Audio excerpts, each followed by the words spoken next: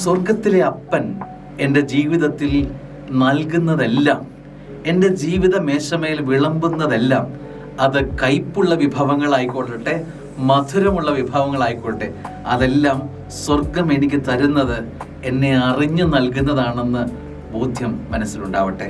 സങ്കീർത്തനം 71:20.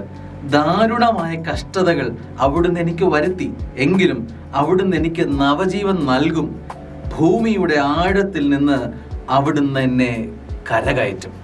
ഇതൊരു വലിയ ധൈര്യമാണ്, എന്തൊരു വലിയ വിശ്വാസമാണ്. ആ കൺവിക്ഷൻ ഒന്ന് ശ്രദ്ധിച്ചു നോക്കിക്കേ. എന്തൊക്കെ പ്രശ്നങ്ങളുണ്ടെങ്കിലും ഈ പ്രശ്നങ്ങളൊക്കെ സ്വർഗം എനിക്ക് തരുന്നതാണ്.